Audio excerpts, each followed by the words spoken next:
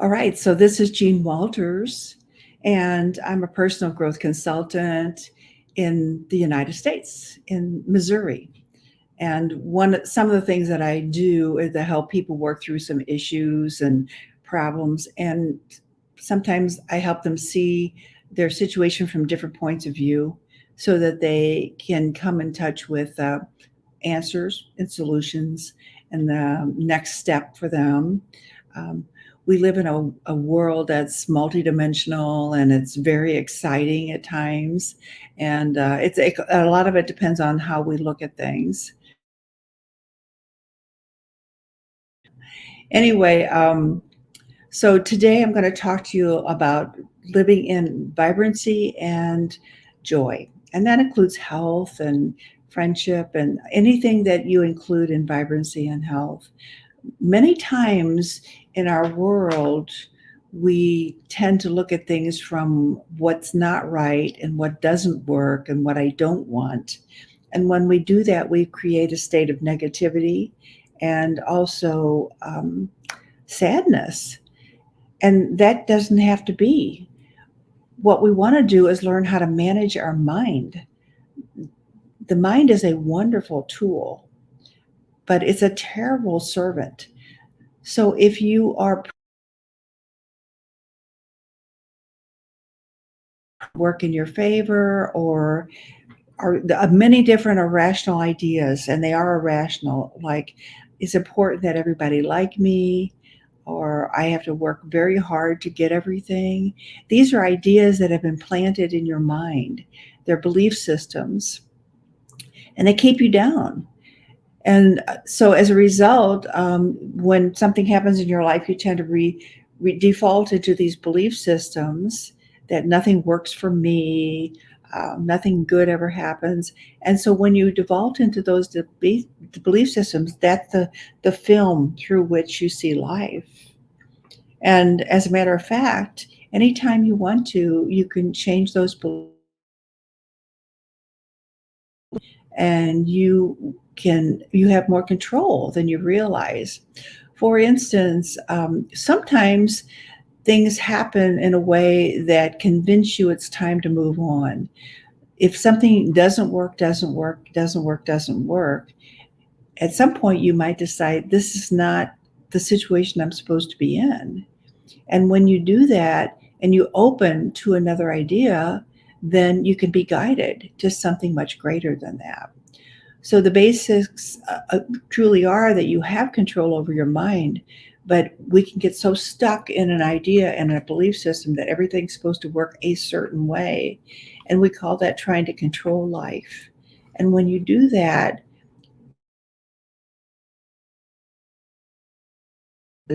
you're not in control of life. And all you can do is set up a program or an idea of what you want to accomplish. And then it's like working through the hurdles or the challenges as you go along. A little simple example is like if you were raised in a housing project and you really didn't have any money as a family growing up, you might have instilled in your mind that I can't have money. But the truth of the matter is that you condition yourself for money, so that if you seek a certain kind of income, then you look toward those kinds of people that have that and watch them and learn from them and develop a technique that's similar to theirs. So it might mean education. It might mean that you have to get out and socialize and meet people and learn how to converse. And so there's a way to get wherever you want to go, but first you have to hold that image in your mind as that's the goal. And then you deal with what life hands you as an opportunity and a challenge to meet that goal. So if you were raised in a world where there was not money and times were really tough, then you look at what kind of education I might need, what kind of experiences I might need that will help me. So there are people who develop leadership skills very early in life. And I've met people that didn't make it through high school because they knew they needed to get out of the world, and they had an image in their mind of what they wanted to do. And so they started small. They started with doing projects at different people's homes, for instance, as a builder. And then from there, they built their own company. So each person has a different set of circumstances and a different idea or image or vision of what they want to do. Along with that vision comes the means by which they can have that. So it might mean that you have to introduce yourself into certain kinds of learning situations. There are no jobs that won't help you develop skills. So whenever you take a job or you're in a situation where you can begin to glean skills, grab it, take it, and run with it, because that's, I call that building your resume. And every single job that you have will build your resume until you develop a kind of confidence in yourself. And then whatever that goal is that you originally had becomes closer and closer. So our job in life is to manage our mind. We have a lot of irrational beliefs that have been handed to us, like nothing works out for me, or again, like if somebody doesn't like me, then that means something about me. It actually doesn't mean anything about me. So sometimes we have to look at the conclusions we draw and ask ourselves, is that truth? What might appear to be truth is not real at all. If things don't work out the way you think they should, it doesn't mean they're not working out. It just means that you've got some challenges to work through. You've got some opportunities to manage in your life. So when we talk about how to live a life of vibrancy and joy, the first thing is we have to learn how to manage our mind. One thing that will help anybody anytime is to learn how to be quiet, how to develop stillness. And the reason for that is once you develop stillness, you can recognize when the ego mind is putting forth untruth ideas, negative ideas that aren't truthful, that are not in fact truthful. That could be that you're not worthy. Of course you're worthy. Everybody's worthy. But if you have that idea in your mind, then you're constantly fighting against it, struggling against this idea of unworthiness or not deserving. But the truth is that everybody deserves. So when you become still, when we learn how to quiet ourselves, when we learn how to move into the stillness that we have inside of us, when we put that chattery ego mind to the side and allow ourselves to just observe our breathing for a while and get very quiet, then we can connect with something much deeper. And that the depth that we have within us is that element that can feed the soul, that can give you the things the inspiration that you need. So I remember a story about a fellow named Les Brown. And this fellow is now a very famous speaker and radio host. He's done a lot of things actually in the world. He's quite famous in the United States and probably all over the world. But he was born as a twin. He had a brother, and he was born in like a warehouse situation, from a mother that just did not have health insurance and did not have anything really. And immediately by a woman that made minimum wage, and she adopted these two boys, and she loved them so much, and she took care of them. They didn't have much money, but they had a lot of love in their life. And this fella decided at an early age that he wanted to be a DJ, a disc jockey, a radio disc jockey. So he would practice at night with his mom's hairbrush, and he would talk into the hairbrush, and he developed a radio spiel that he was going to use once he got his opportunity. And I'm Les Brown, and I'm your bebop and daddy, and I'm going to play you this music. And he practiced this in the evening when everybody else was asleep. And so one day there was a radio station near his house. Now, this guy the family did not have money. So he was in overalls. He didn't even have shoes. But he went to the radio station and he said to the station manager, I want to work here. And the manager looked at him and said, well, we don't have any situations for you. We don't have a job open right now.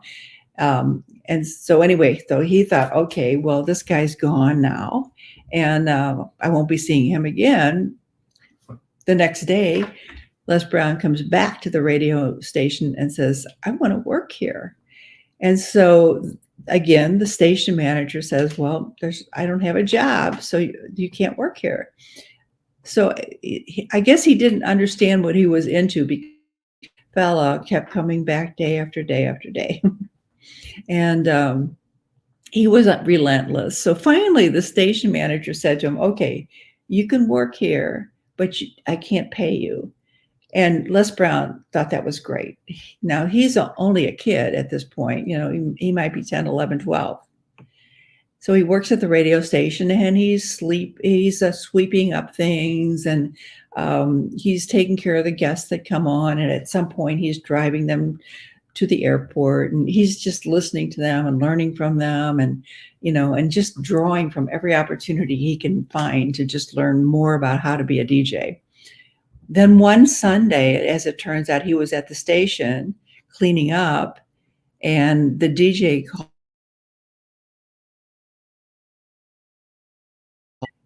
or maybe he did come in and he was just drunk and he couldn't go on the air. So Les calls the manager and says, this guy can't go on the air. He's just not well. And the manager says to Les Brown, well, I'll tell you what, call all the other DJs and see if one of them can come in and take his place. So Les Brown knew that this was his opportunity, because he's been studying the radio board and how to work the board and how to do the engineering on this radio station and how to play records and so forth. So he waited 15 minutes before he called the manager back, and he said, you know what, nobody can come in. And so the manager says, well, can you run the board? He says, oh yeah, I can run the board. So he takes over the studio and he uses his spiel that he's been practicing. I'm your bebop and daddy, and I'm going to play you some great music today, and so forth. And he was a huge hit. So everybody loved him, and they didn't know that he was a kid in overalls without shoes. They just heard this enthusiastic voice coming through the air. And from that moment on, he developed his own name, his skill, and his reputation. And he from there on, he had a job, because he moved around ultimately and worked at different studios and developed a speaking career that was worldwide. So he did not let the idea that he didn't have money or that they had to struggle to get in his way. He held in his mind this idea of what he was going to be and what kind of work he was going to do. And he practiced it until it came about, until he had the opportunity to really go for it. And that is true for each one of us. We can operate from a set of beliefs that maybe we inherited from our parents or from our teachers or from our friends. And we can have this idea that we're not good enough or we're not talented enough or whatever. But it's really up to you to develop your own talent. Everybody has raw talent. We're all like sculpted in the presence of God. We're all made out of the same divine energy, the energy of light and presence. We're made out of that. And so it's up to us to take that energy and sculpt it into what we really want to be. Just as in Les Brown's case, there's probably not that many people that are that far down, that have no money. A single mom that is making minimum wage, and they have to basically raise themselves up. So we have that opportunity in life. We have that opportunity, excuse me, to do that, to be better than we even thought we could, to take each opportunity and build it. So sometimes we start working as McDonald's hamburgers, and we can develop our skills to where we're managing our shift. And then from there, we can go to the next place and start out at another level. And pretty soon we've developed a huge resume of skills. I have a grandson right now who's working at a job. It's probably minimum wage, but he's so excited to be there because he's getting out into the world and he's learning some skills. And he also has developed a lawn cutting. Or the times when he's not working at the store, he's cutting lawns and he's developing his entrepreneurship. So this kid's going to be fine in life. He's going to make it because he's taking the opportunities at hand and molding them and sculpting them into something that he really wants. So one thing is to be very aware of what you're telling yourself, because most of the time people make up their own limitations and they make up their own stories that because I was born in this kind of a situation, that means this and that means that. And then they make it have meaning and they block themselves. At that point, you have to really ask yourself, how much do I really want this? How much do I really want to move ahead or to have the dream that I've decided on? How much do I really want to live a life of joy and vibrancy? Take some skill, because we have to be able to look at the situation we're in and see something good about it. There's a story in the Bible about Joseph, who was born from Jacob, and there were 12 boys born in the family, and he was the favorite of his dad. The other boys didn't like that, so they ended up throwing him in a pit. And they were going to get rid of him because they didn't like the fact that he was favorite.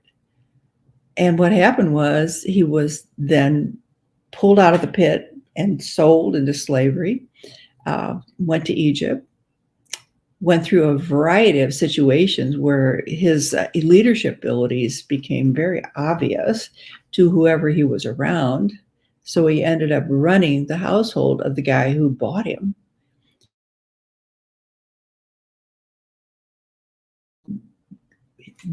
Something happened with the wife. He ended up being put in prison.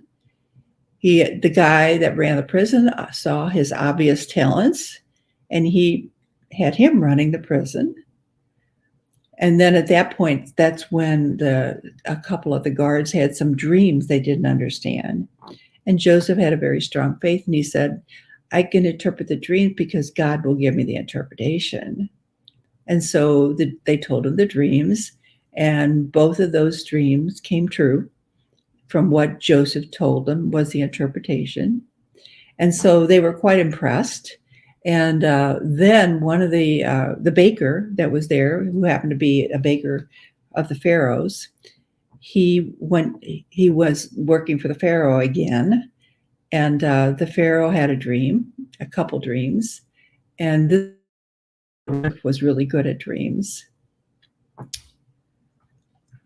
So anyway, Joseph interpreted the Pharaoh's dreams, and that Pharaoh was so impressed that he put him in charge of all the land. He was running the country, basically. He was second in command to the Pharaoh. And so that's how he built his leadership skills through all of these tough times and challenges. He worked to build his skills. And as a result of that, he was running the whole country of Egypt. At some point during a famine, the Pharaoh's dreams really talked about a 7-year period of abundance and a 7-year period of famine. And so because Joseph took over the country, he was able to stockpile food through that 7 years of plenty, so that during the 7 years of famine, they were able. During that time, his brothers, who threw him in the pit, came to visit because they needed food. They didn't recognize his brother because they thought he was dead. But they came to visit, and the brother recognized him. Joseph did, and filled up their saddlebags and gave them food, and told them when they came back, he wanted them to bring their father. and their youngest brother, which ultimately they did. And then that is when he told them that I'm your brother, Joseph. And there was a lot of hysterics and crying and so forth. But the bottom line was that he said to his brothers, it's okay, I forgive you, because everything that happened was through God. All of these situations that happened was to bring me to this place of leadership so that people and make sure they survive this famine. It was because of your decisions and even your bad actions that got me here. And so in this situation, it's like it gives you an opportunity then to look at your life and go, when all these things happened, was God involved in that? Was there any kind of higher energy that was guiding me through this? Because I got through it each time I got through it, but was that a God-given thing? Was that to help me become the person I am today? And of course, the answer is yes, because everything that's ever happened to you, you could use it for the good, or you could use it to become resentful and angry. It's kind of up to you. If you use it to develop yourself, to get stronger, to get better, to develop to be the person you're meant to be, then that will work out that way. You will end up being so blessed. So one of the things we want to control if we want to live a life of joy and vibrancy is the way our mind works. It's your mind, so you get to control it. You get to decide how you want to look at anything. If you choose, you can look within every situation you're in and say, what is this situation preparing me to do? How is this situation benefiting me? How is this situation making me a better person or developing my skill set? And when you do that, you will come up with answers. It may not be right away, but it's important that you ask those questions, because when you do and you open your mind to that stillness within, you will get your answer.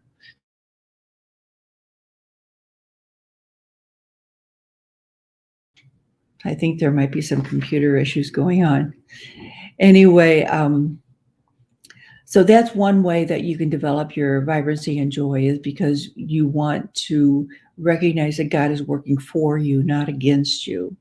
And even though you've been trained the other way, even though maybe you've been trained with the idea that everything's hard and it doesn't, you never win and so forth, you can change your mind, because the mind is yours and you can change it anytime you want.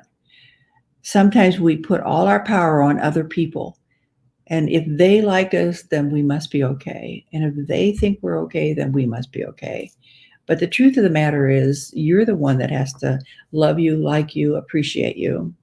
And even if you, quote, fail at something, it doesn't mean that you're a failure. It just means that you have to get back up again.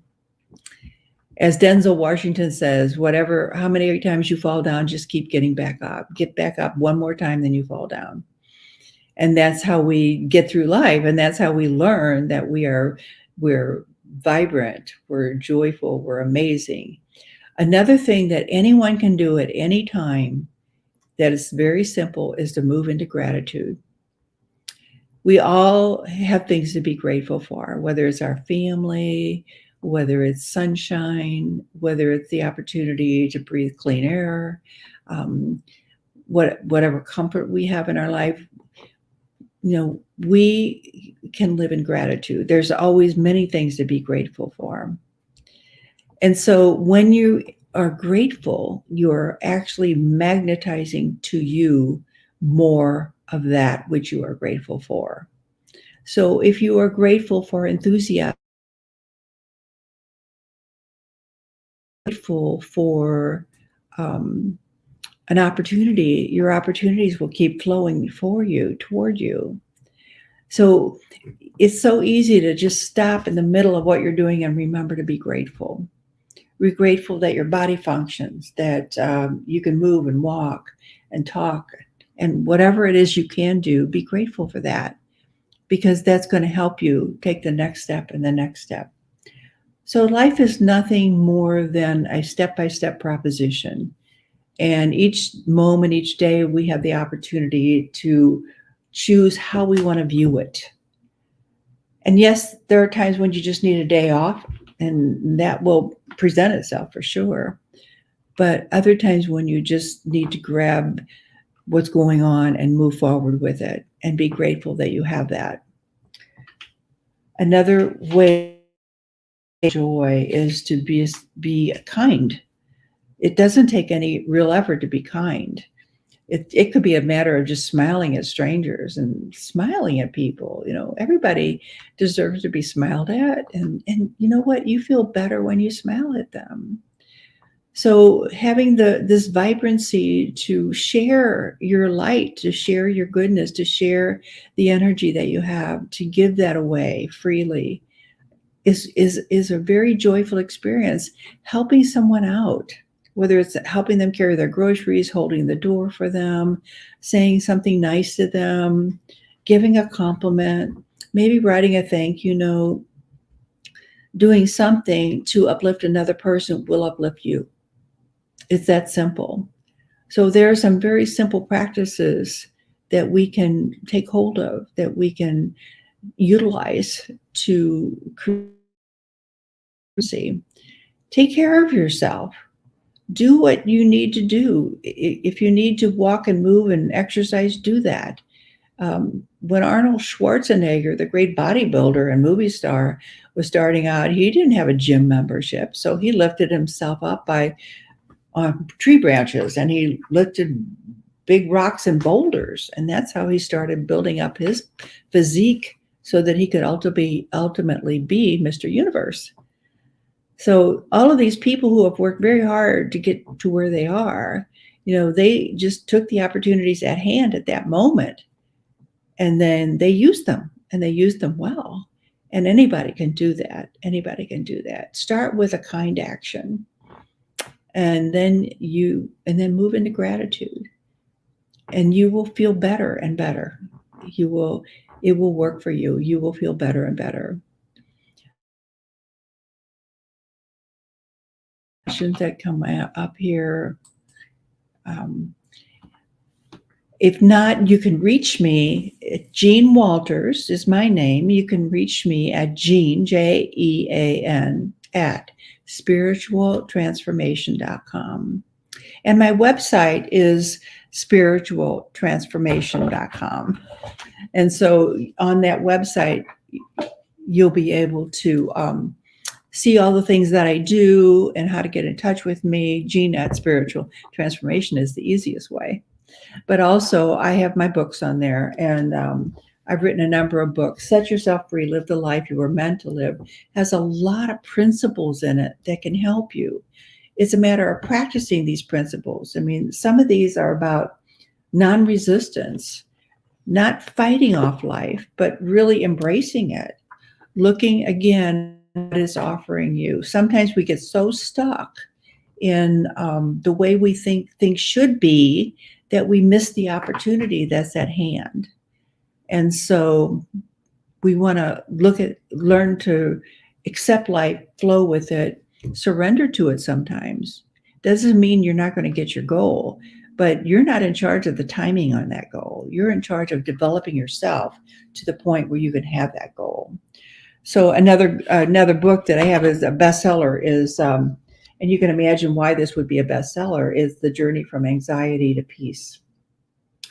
And it involves practical steps to handle fear, embrace struggle, eliminate worry to become happy and free. So there's a lot of principles and steps that you can take to address fear, to get beyond it, to turn it around, to look at life from another dimension. I have other books called The Power of Knowing. That would be nice to have a power of knowing, right?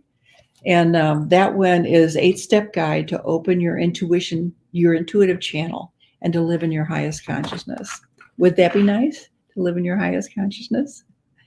And the most recent one is Deep Truth, Wisdom of the Masters. The reality and illusion. And it's a practical steps. You understand that I include practical steps in everything I do. I do. Practical steps to understand the universe, master the mind, develop intuition, deepen wisdom, and live an inspired life. Would you like to live an inspired life? It's a lot more fun, I can tell you that.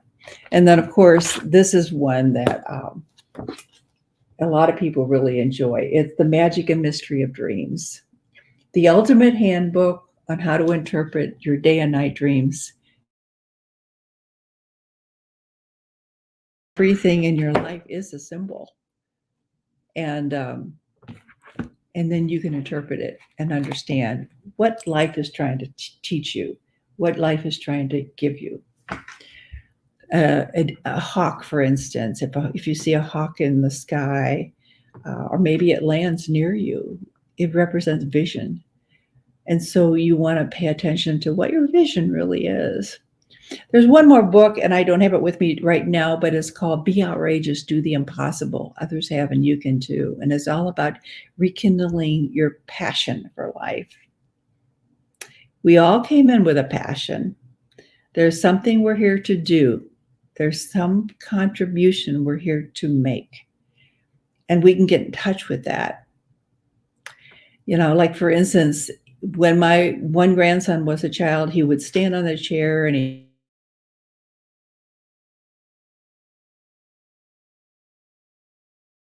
stand on the chair and he would whip this sword around. And I said, "What are you doing?" And he said, "I am protecting my mom."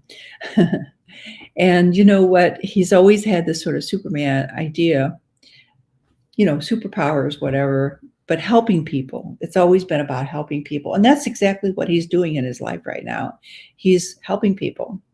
So there's things that have been imprinted in you that you've just not noticed or paid attention to, or you just taken them for granted, you know, but they really are indicators of what you're to do in life, of what you're to bring to life, what your gift truly is.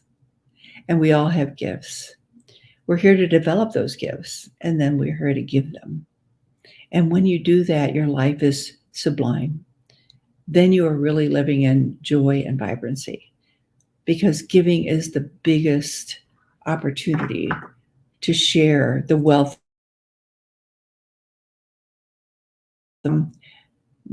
Hopefully you've got a few tips from this talk. Hopefully you've learned a couple things and you've got some ideas of how you can put this into practice. If not, I mean, get into my website, check out the books.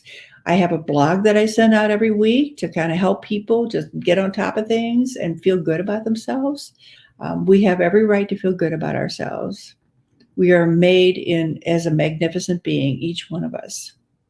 So we want to really recognize that magnificence and really appreciate it, because that's how we're going to make best use of it. So anyway, I thank you very much for the opportunity to share with you today. And I wish you well. And hopefully we'll get to meet. And if you want to contact me at Jean, Jean, at Spiritual Transformation, I will respond to your message and share with you. Thank you so much, and have a wonderful